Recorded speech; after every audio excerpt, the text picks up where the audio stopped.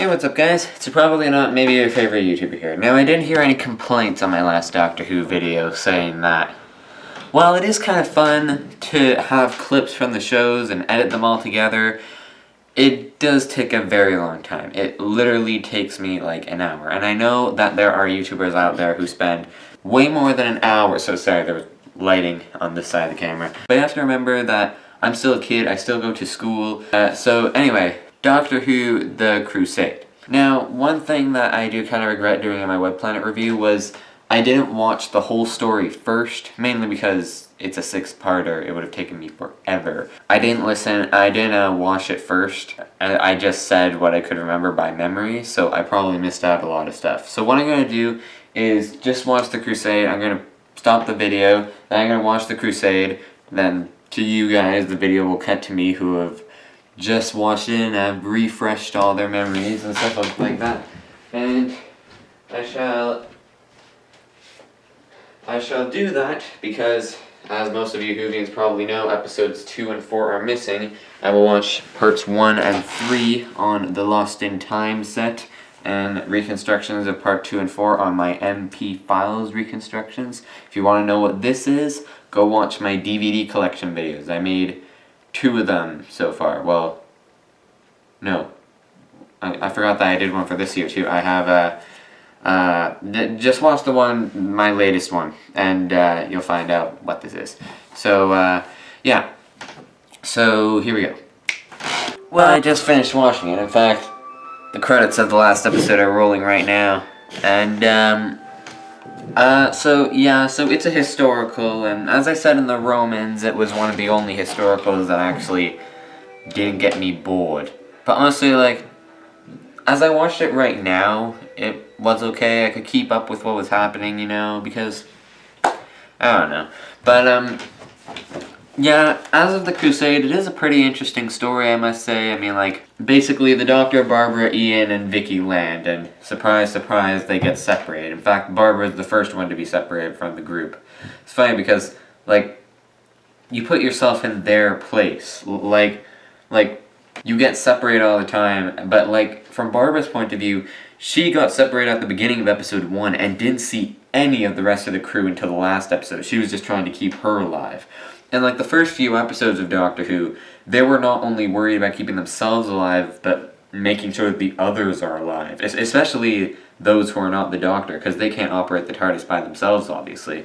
So, but like, now, they've been through 14 adventures, they have pretty much gotten to the point where they're just going to assume that as long as they can keep themselves alive, the other members of the crew will be able to keep themselves alive. So, to see Barbara not even worrying, or I'm not even sure if she even really mentions the other crew. She's just going on her own adventure and just assuming that everyone else is okay. And of course everyone else is okay. It's just, I'm not sure, I would always be a little bit worried. But, it was interesting to see Vicky trying to pretend to be a boy. I mean, like, there have been plenty, especially in my grade 1 and 2. In grade 1 and 2, as a kid, there were these kids in my class who, one of them, I was certain was a girl, but she or he would claim that she or he was a boy. Although my mom thinks that she was a girl, it's just she wanted to be a boy, so she was pretending that she was a boy. Even though I don't like to admit it, I was kind of bullying her. I'm going to call her a her because I'm still assuming that she's a girl. I mean, like, she looked like a girl, she talked like a girl, I'm going to assume that she just was a girl who wanted to be a boy. You know, like those transgender people. But, I'm not going to say her name, obviously. But I'm just going to refer to her as her and stuff like that. But, yeah, everyone else was convinced that she was indeed a boy, and I don't know, like the teachers were taking her side, but I don't know, maybe they did know, maybe they did know if she was a girl or boy, and maybe they were just keeping it a secret, I don't know. But my best friends, I had 2 best friends, in fact, my 2 best friends were actually brothers, and I was just kind of like, I was just the 3rd member of the group, who wasn't related at all, but still their friend. And while I think that they also believed that she or he was a boy, they didn't want to really argue with me because I was their best friend at the time. Yeah, I wonder what happened to those 2. I mean, like, I know that I can contact them, I just haven't seen them for a while. But, Anyway, and of course there was the other way around too. There were boys in my class who I thought were girls. And I think that they were indeed boys. And I think that there were girls in my class who I don't know. There were a lot of kids in my class who were boys, but I thought were girls for a bit, or were girls and I thought they were boys for a bit. So I don't find it that hard to believe that people would fall for that trick, that Vicky was pretending to be a boy. The problems that I do have now, I think I might have stated this in another video, my Fireboy and Water Girl playthrough, is that nowadays I feel like men are starting to be treated as the lower gender. My proof is that, like, you know, like when you see a woman being beaten up by a man in a movie, what are you thinking? You're thinking that guy is a jerk, the woman, that poor girl, I hope that she's okay. But if in that same movie, if it was the other way around, imagine if the woman was beating up the man. Most of you would probably not be feeling sorry for the man at all, and would instead be impressed that the girl was able to beat him up. So, like, if you're a guy and you're beating up a girl, everyone's gonna go against you. But if you're a girl who's beating up a guy, oh no, that's cool, you go ahead and do that. And that's just one of many reasons why I think that men are starting to fall to the lower class status. There are several other reasons, but I don't really want to mention them all. But the point is that I do agree that women were treated badly in the past. I'm just saying this whole men becoming the lower class thing because I don't want it to go too far, and I don't want women to think that just because they were treated badly in the past it's time to take revenge. But I also agree that women were treated way more badly in the past than us men are right now. Like Joanna, she was being forced. This is why I wanted to watch the episode. If I just sat down and said out the story when I haven't seen that story for like a couple months, I wouldn't even be able to remember her name. It's only because I just watched it that I remember her name was Joanna. She was being forced to marry someone. I don't know, I had trouble keeping up with what was happening in episode 4, partially because it was a reconstruction, but yeah, what happened? Because the doctor was keeping the fact that Joanna was going to be married a secret, and then she found out by like some guard or something, and then King Richard thought that the doctor spoiled it. Did he still think that at the end of the story? Did the doctor and Vicky just like leave? Like King Richard just said that he was not welcome in their sight. Did he just leave? Did they just leave and King Richard died thinking that the doctor betrayed him? I don't know. Did Joanna actually end up marrying him? I don't know. Hang on. Okay. In the middle of... yeah, I was watching both ways. I was, episode 2 and 4, since they're missing, I was watching... There are these, in the Lost in Time, there are these bridging things where it cuts to Ian, like William Russell, the actor himself, saying a brief summary of what happened in part 2 and 4. I watched that as well as the reconstruction. So I have no idea if Sir Ian Knight of Jaffa was actually a real person that existed in the past. If he was, then that's amazing that you tied that into the story. If it wasn't, then, oh, okay, still pretty cool. One problem that I always have in part 3... No, yes. Like, I would always make my own reconstructions in my head for the parts that... When I'm watching loose canon reconstructions, I don't really like what they're doing. I just replay my own thing in my head.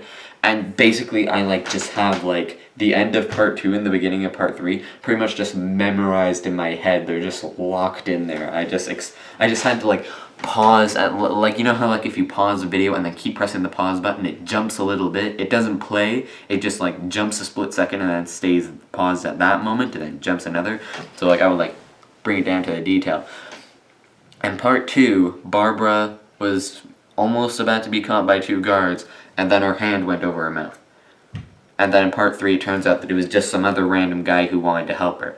But in the reconstruction, at the end of part 2, we actually see the guy covering his hand over her mouth, which I know is a very little detail, but I was a kid back then, and I just didn't like it at all. In part 2, I looked up every single detail. In part 2, all that we see is a hand going over her mouth. We don't see the guy. And the fact that in the reconstruction we see the guy at the end of part 2, I I just wasn't going to accept it. And what I always imagined was, because I knew that it would be a hard thing to do, but then I thought, like, what if they played the scene, like, for a reconstruction of part 2 at the end? They could play the first part of part 3, she would go hide behind that wall, the 2 guards would come out, and then we could somehow zoom in, just covering the right bit, just zooming in on the left half of the screen, so that all we see are the 2 guards.